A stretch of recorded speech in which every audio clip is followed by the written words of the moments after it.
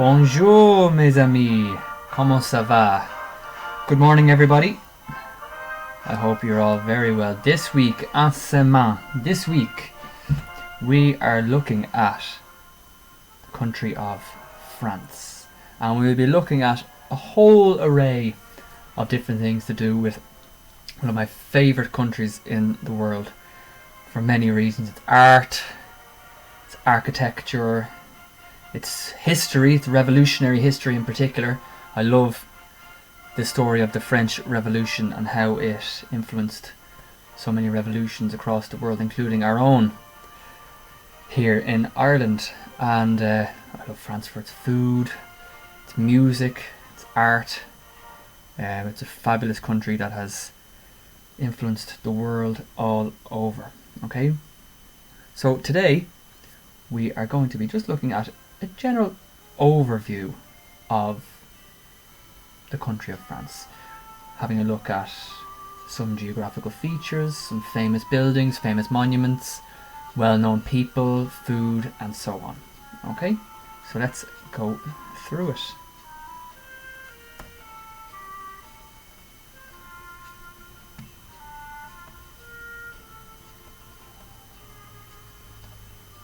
Okay, so here it is, just to the southeast of Ireland. Southeast. And right here in the centre of it is the capital city of Paris.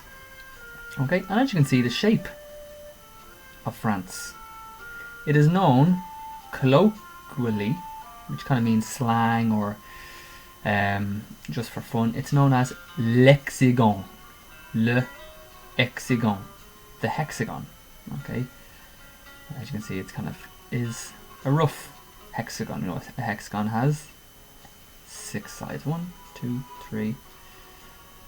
1, 2, 3, 4, 5, 6. It's a rough old hexagon. And we can see it's to the south east of Ireland, very, very close to Great Britain. Okay, people have swam that bit of water in between England and France. Okay, it's known as the English Channel. Okay, and it borders lots of countries. Actually, it borders lots and lots of countries. You know, we've got Spain, in here there's Andorra, Italy, Switzerland, Germany, Belgium, Luxembourg. You know, a lot of those countries will have French speakers, especially along the border. So we see here, France is a country in Europe. It's also part of the European Union. Okay, a lot of countries are in Europe, but are not in the European Union. Okay, for example, well, now we have the UK. We've also got Switzerland.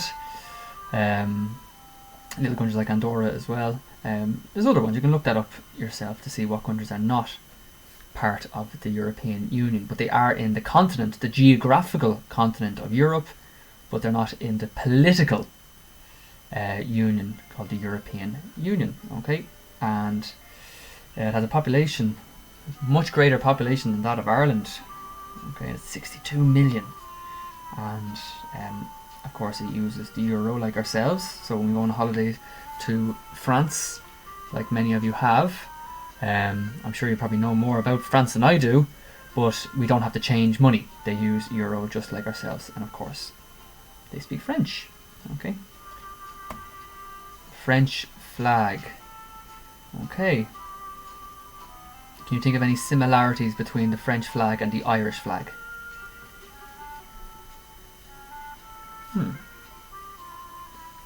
Yeah, 3 vertical colours on the French flag, just like the Irish flag, the tricolour, and in French it's called the tricolore, which translates to the tricolour. Okay, and it came about during the French Revolution, which is also the reason why the Irish flag, it's why we adopted a tricolour of green, white and orange, because we were heavily influenced by the French Revolution. And the French Revolution, of course, was when the regular people, okay, the people of France rose up against the aristocracy.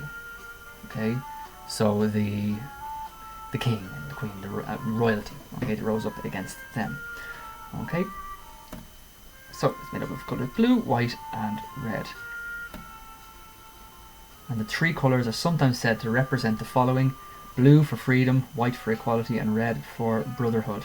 And in French, we have the phrase liberté, égalité, fraternité, which means freedom, equality, and brotherhood. Okay. There's lots of famous landmarks there. Alps, mountain range in kind of the northeast, I suppose, because we have the Swiss Alps, the Italian Alps as well. Sacre Coeur church in Paris, gorgeous, beautiful, beautiful, beautiful place. Amazing views from there of the whole city. The Louvre museum, the Louvre. See very famous paintings in there, such as the Mona Lisa. The Eiffel Tower, Arc de Triomphe, Notre Dame Cathedral, which we know sadly burnt. There was a terrible fire in there a couple of years ago now at this stage. And we have Mont St Michel and Pont d'Avignon. Okay, so we'll be looking at a few of them later on in this as well. So the Eiffel Tower, we know lots about the Eiffel Tower. It's a very, very famous structure. One of the most recognisable structures in the world, I would imagine. I'd say if you showed a picture of the Eiffel Tower to anybody, they'd be able to tell you exactly where it is.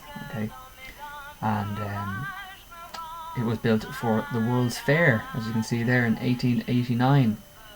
Okay, and I love the third fact there, is here, that it was meant to be just a temporary structure. Okay, just for an exhibition to display, but of course it's been here for over 100 years. 132 years to be precise. And when it was first built, the people of France, I've read accounts of them despising it. Okay, but it has now become one of the most visited sites in Paris, so obviously that means it is responsible for lots of money coming into the city, lots of tourism, and again the views from at the top are just incredible, which I can attest to. The queues to get in, however, are not. The Louvre Museum, the Louvre. Okay. And as I said already, the Mona Lisa can be found in the Louvre. It's very interesting. The Mona Lisa, such a famous painting. We've all seen pictures of it, and when you actually go to see it, it's quite small. It's quite small, and it's behind a huge glass casing as well. It's quite underwhelming, but it's still amazing to be in its presence and actually see it in person, or in painting. Okay, so as you can see, it was a fortress in 1190. Oops, it was turned into a palace in the 16th century, which would be the 1500s, and it's been a museum for hundreds of years now at this stage. And of course, that glass pyramid wasn't there originally. It's very modern looking.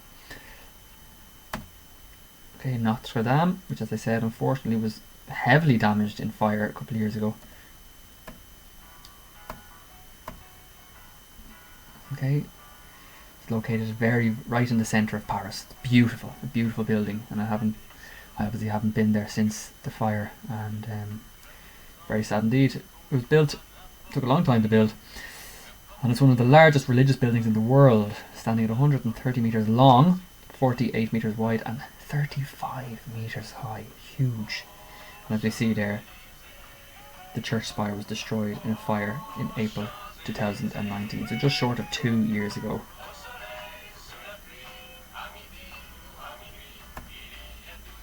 The Arc de Triomphe, another building that you can go to the top of.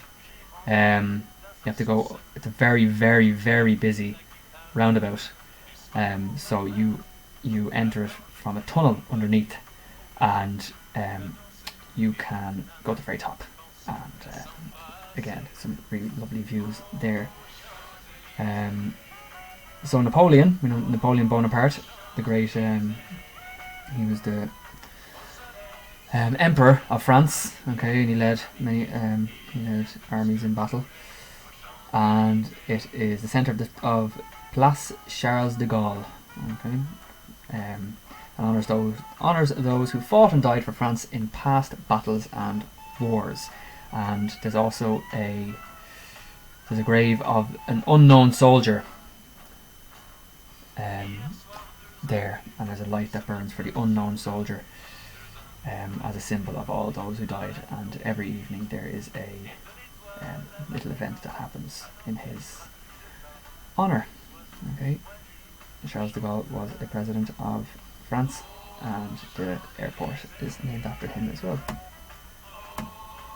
Sacre Coeur sits at the top of the hill of Montmartre and offers people a majestic view over Paris. And I apologise to anyone who may have French relatives for my absolutely atrocious pronunciation. Even before the church was built, the hill was used as a place of worship. In Roman times, there were temples built to honour the gods Mercury and Mars. Okay. So again, you can pause this at any moment to have a look.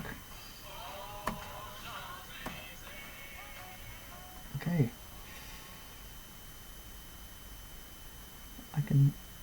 You can pause it there, guys, and have a read of that yourself. Okay. Pont d'Avignon.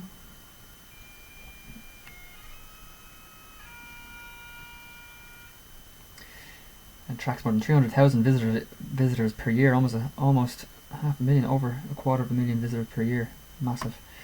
Mont St Michel. Okay. It's an island off the coast of Normandy in France, which is where the Normans came from. Okay, so the Vikings landed in Normandy as well, northwest of France, northwest. And they stayed there so long they became known as the Normans, and then, of course, the Normans came over to Ireland, led by Strongbow, which started the 800 plus years of British rule in Ireland. Okay, beautiful, beautiful place as well. So you can pause there and have a read.